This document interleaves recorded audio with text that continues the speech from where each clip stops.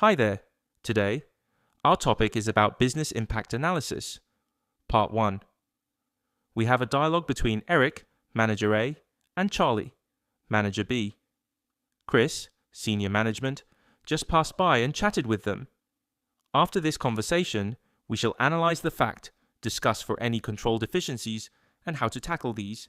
Here is the conversation. At the pantry.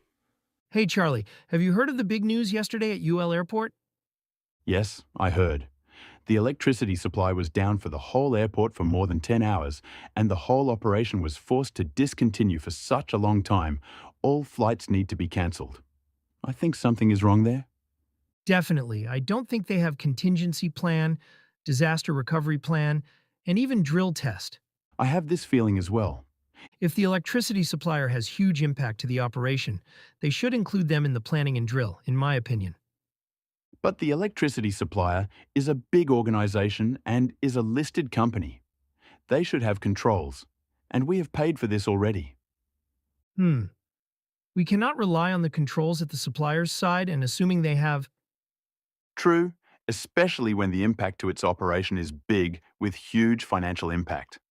They should prepare a business impact analysis, understanding the risks and impact affecting normal operation. A senior management just passed by pantry and went in. Hi, Eric and Charlie. I just passed by and heard of what both of you are discussing about. Yes, they should first perform a business impact analysis. After identifying their risks and impact, they should prepare a contingency plan and perform disaster recovery drill test. Pulling all the key stakeholders to the drill test is a crucial element in the contingency plan. By the way, this reminds me of our company's contingency plan and disaster recovery plan. It's time review and update. Yes, it is a good practice indeed. These set of documents need to be periodically review and update. Let's review and check for improvement areas. Thanks for watching.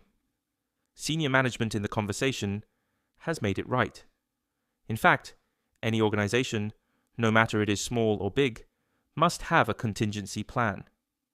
It is sometimes referred to business continuity plan. A simplified definition is what we should do in order to make the organization continue to operation in case something disastrous happened. Thus, we need to identify the risks facing by the organization up front. Risks could be nature-related, geographical-related, customer-related, supplier-related, strategic-related, enterprise-related, IT-related, etc. For example, the organization has only one big customer, covering more than 90% of the revenue. Sure, this is a big risk. If the organization loses this customer, the business cannot survive at all. Similar case, the organization has only one big supplier covering majority of the materials. This is also a risk to the organization. Each organization should first set up a business continuity team lead by senior management, and the first thing to do is to prepare a business impact analysis, identify all the risks, rank for their occurrence probabilities, and calculate the outcome. Not all risks need to be mitigated with an action taken. Some risks could be compensated and accepted by management. For any risks that are critical with possible financial implications, an action plan need to be set up with target completion date. Designated person is responsible to follow up closely on the mitigation. Business continuity plan can be very complicated depending on the size of the organization. IT department also form a critical part in this plan. IT failure or systems being hacked or server being attacked by ransomware could be a high risks item to any organization, causing huge financial losses. Quite a lot of preparation work and documentation are involved in the drill plan, such as contact of all supplier sites, contact of all customer sites, as suppliers and customers are involved in the drill. To ensure the plan works, a well-prepared drill test should be performed at least once a year.